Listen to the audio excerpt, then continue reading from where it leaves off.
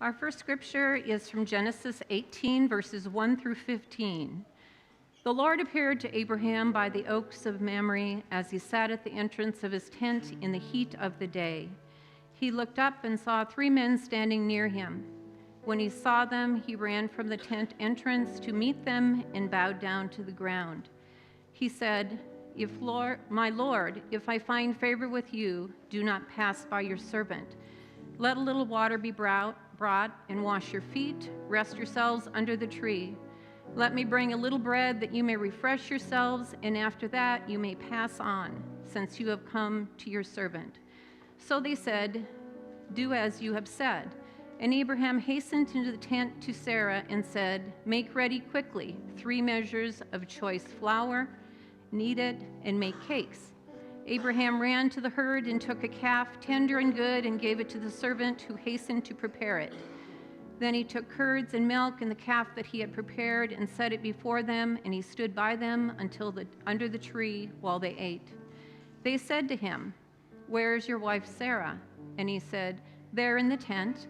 Then one said, I will surely return to you in due season, and your wife Sarah shall have a son. And Sarah was listening at the tent entrance behind him. Now Abraham and Sarah were old, advanced in age. It had ceased to be with Sarah after the manner of women. So Sarah laughed to herself, saying, After I have grown old and my husband is old, shall I have pleasure? The Lord said to Abraham, Why did Sarah laugh and say, Shall I indeed bear a child now that I am old? Is there anything too wonderful for the Lord? At the set time I will return to you in due season, and Sarah shall have a son. But Sarah denied, saying, I did not laugh, for she was afraid. He said, Oh yes, you did laugh. In Luke 14, verses 7 through 11, when Jesus noticed how the guests picked the places of honor at the table, he told them this parable. When someone invites you to a wedding feast, do not take the place of honor, for a person more distinguished than you may have been invited. If so, the host who invited both of you will come and say to you, Give this person your seat. Then, humiliated, you will have to take the least important place. But when you are invited, take the lowest place, so that when your host comes, he will say to you, Friend, move up to a better place. Then you will be honored in the presence of all the other guests. For all those who exalt themselves will be humbled, and those who humble themselves will be exalted.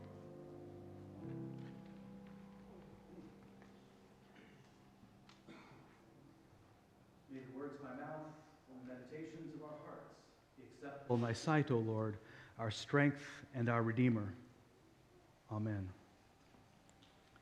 So according to the author of the book of Hebrews, we have some interesting advice that we should not be forgetful to entertain strangers, for thereby some have entertained angels unawares. Have you heard that statement before? That's right from the book of Hebrews. Guess where they got that notion? From our story today of Abraham and Sarah, and they're welcoming these strangers and being unaware that they're angels. This story we covered this story actually several weeks ago, focusing on the laughter of Sarah and in another chapter, Abraham, when they were promised that Sarah would have a child. But today, we're going to focus on their hospitality.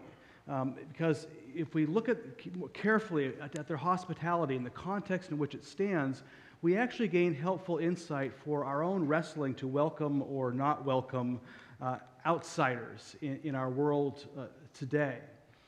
Now, you hear Abraham just offering something rather extravagant, hospitality that's incredible. I mean, you heard it. He runs up to these perfect strangers and he bows down, and then he says, if I find favor with you, do not pass by your servant. He identifies himself right away as a servant to these strangers. Let a little water be brought, and wash your feet, and rest yourselves under the tree.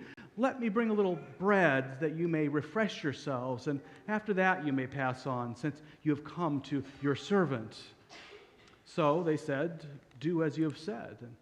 And Abraham hastened to the tent to Sarah and said, Make ready quickly 3 measures of choice flour, knead it and make cakes. Abraham ran to the herd and took a calf, tender and good, and gave it to the servant who hastened to prepare it.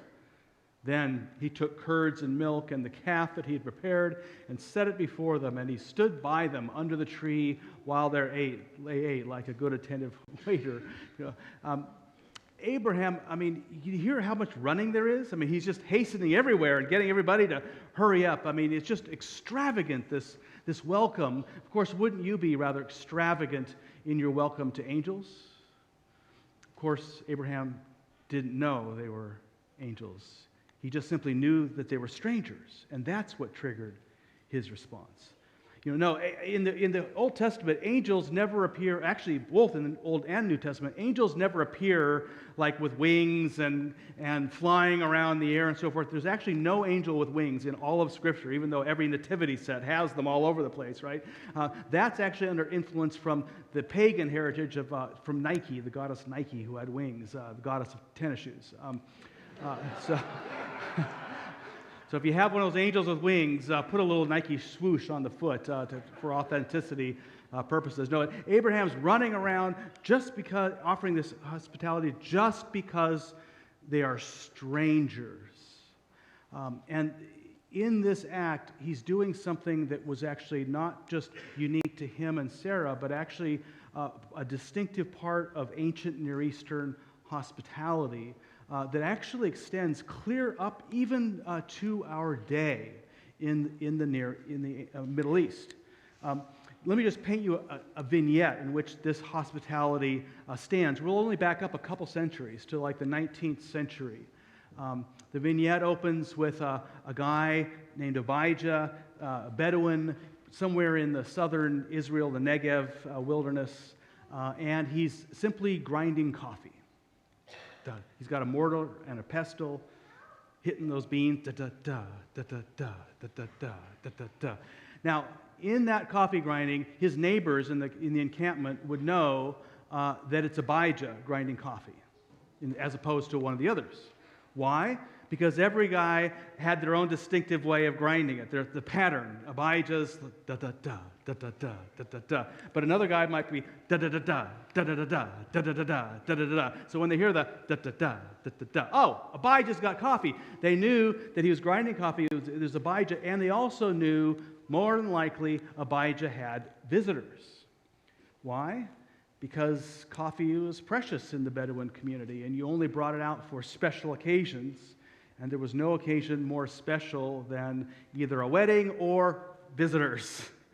And the reason why visitors were so special in their day, who come from abroad, is because they had no CNN, they had no internet, they had no even telegraph or telephone or newspaper that came to their door. So all of their information about the outside world really came through people who would come from around from abroad. And so they would definitely extend a generous welcome to these folks.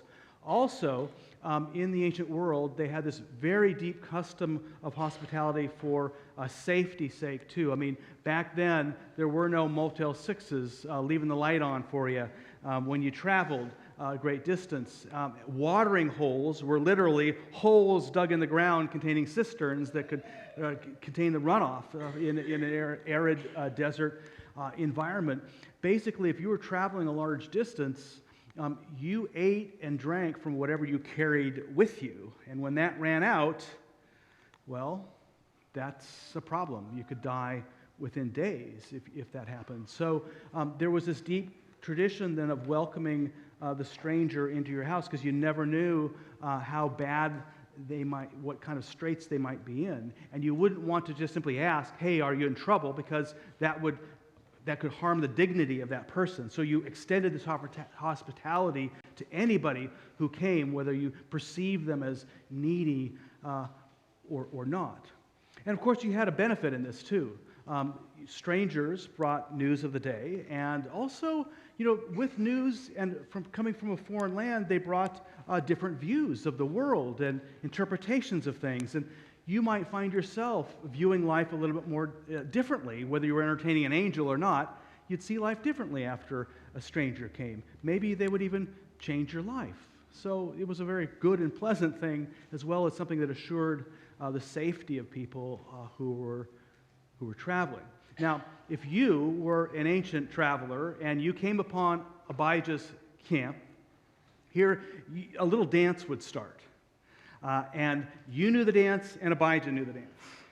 What would happen is, as soon as Abijah spotted you and recognized you to be a stranger, he would come running up to you and saying, "Oh, friend, why don't you pull off the road and sit for a while, refresh yourself? Your camels look like they could use a little water. We've got plenty. And while they're drinking, why don't you enjoy a morsel or two of food? We've not only got food, but we've got a bit too much right now. We'd love to have you join us for dinner." And Abijah would also feel obligated to offer you a place to stay for the night as well. "Hey, look at my tents. I've got more than enough room. I'd love to have you spend the night, too, if you could." Well, there's his part of the dance. Your part of the dance, you would know as well. You would respond, "Oh, I couldn't possibly impose upon you. You're being very generous, but really, you know that sandstorm that happened a couple days ago? It really set us behind schedule. We really need to be moving on." And you would start to make a move like moving on. And then Abijah would not be satisfied with that explanation. He'd grab you and say, "Hey, no, come on. The road will be here tomorrow for you. You're going to travel faster if you're rested. And let me just tell you a secret. Don't tell my wife this, but she made way too much pita bread this morning and a mountain of hummus, and we couldn't even eat the half of it as we tried. You'd be doing me a favor if you'd come and help us share in this." And I told my child this morning, my son, he just won the slingshot competition. I told him, "We will kill that nice, beautiful, fat lamb today for dinner. And look at that lamb. He's huge. We couldn't eat all that meat in a week. Please, you'd be doing me a great favor if you would just stay." And this would go back and forth until finally either you simply started walking away and saying, "Thank you very much, you're very generous, but I really need to get moving," or you relented. You said, "Okay, I'll stay." Well, that's when the coffee grinding would start. Da, da, da, da, da. That's when the villagers would hear that, "Oh, Abijah's grinding coffee. Abijah must have visitors." So the visitors would all show up and looking for the news, but also, you as Abijah has just talked about how much, way too much crazy amounts of food he has. He would feel obligated also to save face to invite those villagers in for the meal too. And the villagers would be kind of expecting that as well. So they would all be there together sharing stories and food around a carpet that would be laid out for the meal. And that carpet, the seating arrangement, would be very carefully prescribed. All over the ancient Near East, they knew how to sit around a carpet. What you do is you got the host and you've got the guest. It was all arranged according to the relative amount of honor or shame ascribed by the host to the guests. So the strangers always sat, they were the most honored guest. And then those who were like elders, wise people in the village, they would be sat next to them. And then it would on down the road until you got to the end, or down the carpet until you got to the end. That's the person who stole the goat last year, or even 20 years ago. That's the guy who has the least amount of honor in the village. And it's because of that custom that actually people were incentivized not to run off with people's goats or steal their spouses or what have you, because if you did, you would have a reputation. And your reputation wouldn't just be private with you, but every time you sat down to dinner with anybody who knew anything about you, you would be at the end of the carpet, not at the front, and nobody wanted to be there. So you can hear Jesus's, this is now 2,000 years later, Jesus still reflecting this ancient Near Eastern custom when he talks about table etiquette to his disciples. He says, when you come into a house and you're invited for dinner, don't sit at the head of the table, lest your host say, "Oh, friend, you need to move down." He says, rather sit at the end of the table, the carpet, where the goat stealers are. Then maybe, you'll be invited to sit higher. So it's like Jesus as an emissary of the kingdom of heaven is saying, you would-be angels, if you want to be one of those, then sit at the end of the table, and maybe if you've acted enough like an angel, you'll be moved forward. So it does open to the question, is if we were invited to one of these ancient Near Eastern tables, where would we be sitting?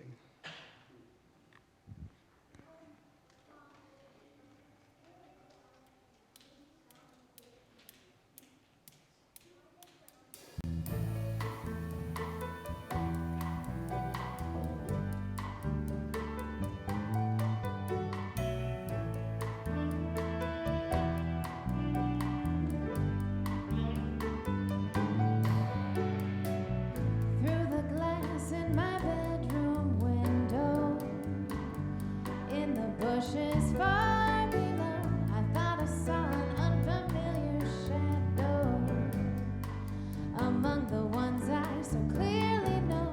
I've been sleeping with a nightlight unplugged, with a note on the rocking chair that says I'm dreaming of the life I once loved.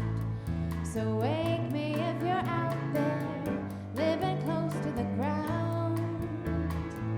Is seventh heaven, 'cause there are angels all around. Among my frivolous thoughts, I believe that there are beautiful things seen by the astronauts. Wake me if you're out there. Oh, wake me if you're out there.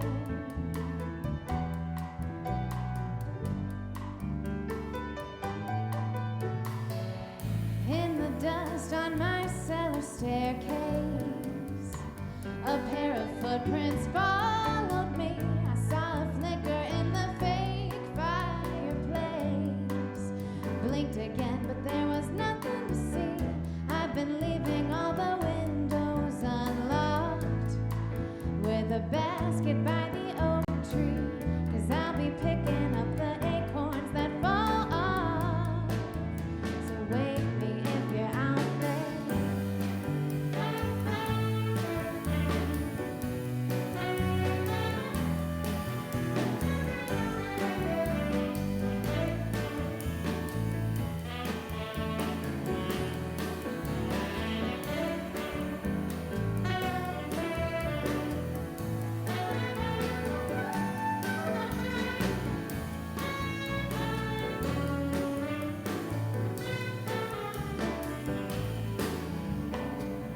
Living close to the ground. The seventh heaven, 'cause there are angels all around. Oh, oh, oh, oh. The indications reveal that few of us realize life is quite surreal. So if you're dying to see, I guarantee there are angels around. Oh, if you're dying to see, I guarantee that there are angels around this vicinity. If you're dying to see, I guarantee.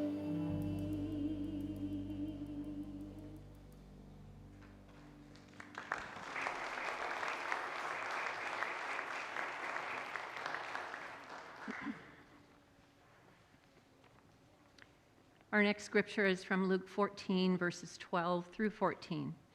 Then Jesus said to his host, "When you give a luncheon or dinner, do not invite your friends, your brothers or sisters, your relatives, or your rich neighbors. If you do, they may invite you back, and so you will be repaid. But when you give a banquet, invite the poor, the crippled, the lame, the blind, and you will be blessed. Although they cannot repay you, you will be repaid at the resurrection of the righteous."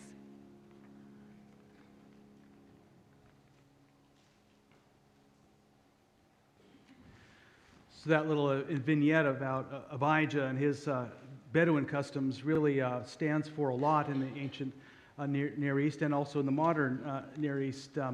Customs that are as old as time itself, it seems, go way back. I was just asked an interesting question by one of our more attentive children during that song. Like, well, what happened if, what happens if they came in and you didn't know each other's language? You know, that could be a problem, right? You know. So I asked, well, if you came up to me and I offered you some food and I didn't know your language, what would you think? And what did you say? that we would be friends. You knew that communicated friendship. That's absolutely right. So a lot of things transcend even language. And you'd have this understanding of doing this because you could get, if you did know the language, you get food, you could get news of the day. You would also be doing this to protect other people. But you'd also do this because you are part of a people, and you are, in a sense, you recognize that you're the front door to your people, and you want, whether they know your language or not, you want them going around thinking, leaving thinking those people are incredible. You want to develop some really goodwill around, and maybe you yourself will be traveling in a foreign land, maybe even meet up with them one of these days. You want them to remember these are great people. That will be a benefit to you and also to your whole people to offer that kind of hospitality.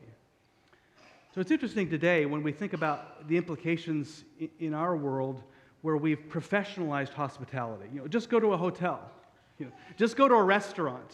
We don't really think about just welcoming in all strangers. And of course, there's a lot more strangers wandering around these days. We couldn't possibly do that, probably even if we wanted to. But it's a different world. Things have been professionalized, and we don't need to have face-to-face conversations with perfect strangers. We can just turn on and listen to Rachel Maddow or Sean Hannity, depending on what your political persuasion is, and they'll tell you all about those people, right? And never have an actual direct experience with them. Rebecca mentioned this Pride Month. I know I used to give Bible studies about the Bible and homosexuality to churches. We'd spend 6 weeks going through every passage of the Bible that could relate to that, and hearts would kind of you start to change a little bit, but then you'd invite an LGBT person or somebody who is gay or lesbian, bisexual, transgendered in and talk to them, and suddenly the whole heart would change. People would say, oh, I get it. These are regular human beings. They're wonderful. If you hadn't known anybody who was gay, hearts would change because you met up with them face to face, and you heard their story, and you experienced them as people rather than categories. The same thing's happening in the ancient world, and yet now that we've professionalized it and televised it and all that, we're so much more advanced, aren't we? Not maybe in some areas. In Syria, think about the Syrian refugees who are fleeing for their lives. They're literally willing to drop everything and pack up one or maybe two suitcases, leave everything they've known, leave the culture they love, simply to escape with their lives or to escape starvation in other areas of the world. And now that we are so advanced, what do? We don't welcome too many with wide open arms. Rather, we funnel them into a system that only allows a trickle into our country. You can imagine the shock it would be to somebody from the modern Middle East, who has this culture of welcoming in the stranger. If you're vulnerable, you go overboard to help them, and suddenly meeting our system, and this is to represent all U.S. people, like saying, no, stay out. Or you think about those who are coming from Mexico or South or Central America. You are now likely to find yourself bereft of your children if you try to come in certain circumstances. Or if you're simply a darker skinned but an American citizen and you want to use the restroom in a coffee house or such, you might find yourself arrested before you were allowed to use that restroom. It's not that we need to welcome everybody. There's certainly we could acknowledge that there are people who want to come into our country who are either could be criminals, they could be wanting to freeload, or they could be wanting to do us harm. There's certainly all those people are out there in the world, just like they're in the world here. Our own citizens, there's 7 out of every 1,000 are in jail, right? So there's criminality, there's freeloading, there's all kinds of things out there. But we have to ask ourselves a question if we're going to be calling ourselves people of the Bible, people of the book. This hospitality thing goes all throughout the entire Scriptures. Not only the need, but the command to welcome the stranger, to reach out to the most vulnerable, that the society's moral integrity was judged by God to be directly shown by how they treat the most vulnerable in their society and how they welcome in the strangers, because you were once strangers in a foreign land was always the refrain. So these stories about the hospitality from the Bible really confront us with a question. Just how many innocent people are we willing to turn away who might be fleeing for their lives? How many innocent people are we willing to turn away to ensure that one who is not innocent doesn't harm us or even threaten us? How many people who have already lost their homes and who are coming here to seek legitimate work are we willing to turn away in order so that we and our lifestyle is preserved? How many and what kind of person? Are we just willing to welcome in people who look like us, act like us, or are we willing to have our own lives and our own views of the world changed a bit by welcoming in people who might be very different from us?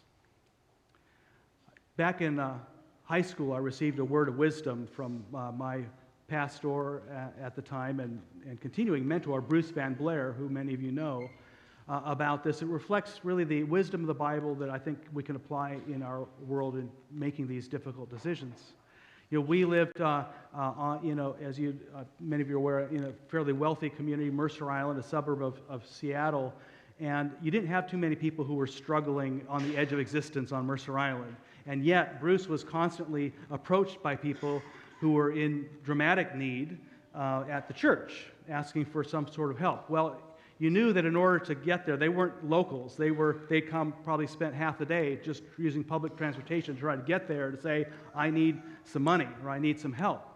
And once in a while, you would discover or realize that somebody had been camping out for the last several days in one of the church offices or what have you, that Bruce had let open the door to somebody who was maybe going to be homeless that night and was staying in the church. Or you might learn that he had spent a few $100s from the pastor's discretionary fund to help somebody get some job training, or sometimes even several $1,000s to help a person out in severe need. And I once asked Bruce, don't you ever get burned? I mean, there's a lot of con people out there, and boy, to this day, I mean, we have a countryside, lots of people come and ask for money. Many of them have very typical stories. I just lost my job. My wife is ill. I've got a job now, but I won't get paid till Friday, and you give me some money, and I promise to pay it back. And so it goes on and on all the time. But I asked Bruce, how do you ever get conned? Did you ever get burned? And Bruce responded immediately. He said, "Of course I do. Of course I get burned now and again." But he said, of course, Bruce was very discerning too, and who he gave assistance to. He said, bottom line, if you don't get burned once in a while, you've really got to ask yourself if you haven't gotten a bit too hard-hearted. I mean, if you're not willing to take a risk on somebody in need once in a while, do you think God's going to praise you in heaven? Oh, you never lost a dime of your money or mine because you never took a risk on anybody. You think that's going to be God's response?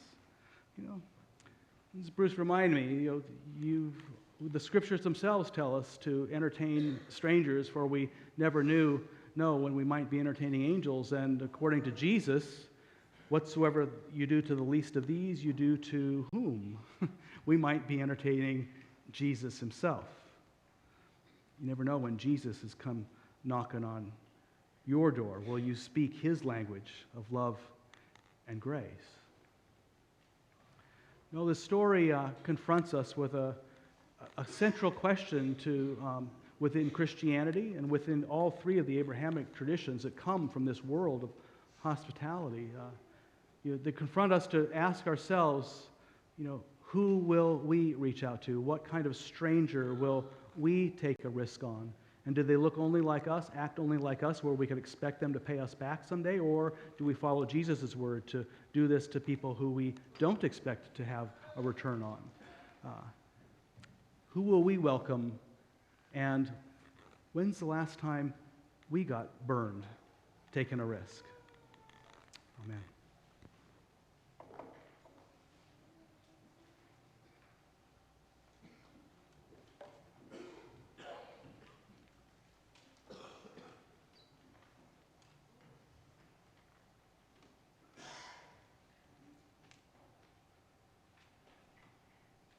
This song is called Shalom Aleichem, which is a Zmirot, a traditional song sung at the Shabbat table.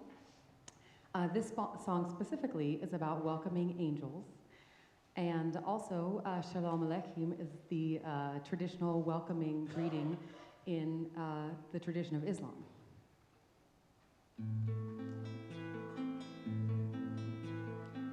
Shalom Aleichem, Malachei Hasharei, Malachei Elyon.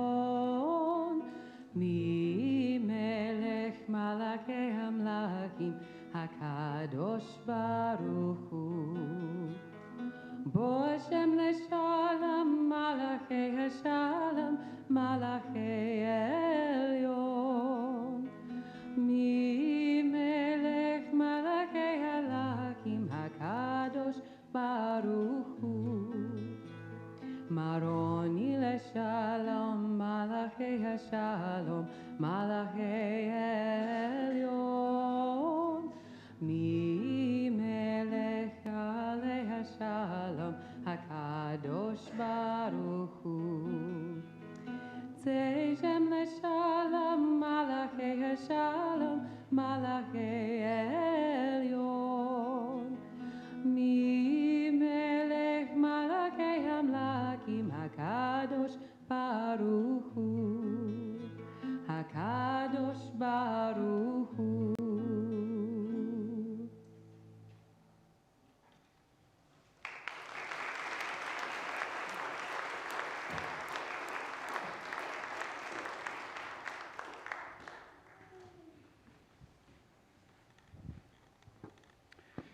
It's always been interesting to me that in our tradition of Christianity, when we want to start a new church, we first do all kinds of demographic studies on the neighborhoods and figure out who's there, basically trying to figure out, does everybody who lived there already agree with us? Then we'll put a church there. And yet, one of the fastest growing religious groups in the world for years has been the Mormons. You know, they go into places where they already know everybody hates them and go in and it grows. You know, they go directly into places where they know they are not going to receive hospitality from a lot of people, and they grow. It reminds me of Jesus. You know, we've been talking about welcoming in the stranger and the people who might potentially harm us, but Jesus, in this meal especially, reminds us that he went into groups of people he knew would not be receptive to the message. He went into places where he knew he would be in harm's way, and yet he continued to go. He continued to break bread. He continued to share the cup, including on a night of betrayal and desertion, where he took the bread saying, "My friends, this is my body which is broken for you. Do this as often as you eat of it in remembrance of me." And so likewise he took the cup saying, "This is the cup of the new covenant in my blood. Do this as often as you drink of it in remembrance of me." By eating this bread and drinking this cup, we remember Christ's death. We celebrate Christ's resurrection. And we remind ourselves, or are reminded, that we are sitting here because Christ himself offered an open table to all, including the likes of us. The gifts of God for the people of God. I invite our servers to come and prepare this table. And as they come forward, I invite you to join me in reminding ourselves of who we are and whose we are. We are an inclusive, open, and affirming family of faith, welcoming all to God's table of love and acceptance. We are diverse, yet united by Christ's example. We care for one another, support one another, and challenge one another to become all that God creates us to be. We work together to nurture our community and to promote peace and justice in our conflicted world. You do not have to be a member of Countryside Community Church to come to this table, nor do you have to subscribe to any particular doctrine or dogma. All that we ask is if your heart calls you forward, know that this table is truly an open table. And if you prefer to receive communion from your seat this morning, simply raise your hand as a deacon passes and you'll be served there. Or if you'd prefer simply to be with us in prayer and abstain from communion, know that's okay too. Whichever way you join us this morning is the way we celebrate. But if you do come forward, we invite you to take a piece of bread, dip it into the cup. As you take this into yourself, perhaps you'll think about Abijah and Abraham and Sarah and Jesus, who welcomes you to the table of friendship. The gifts of God for the people of God. let us join the feast.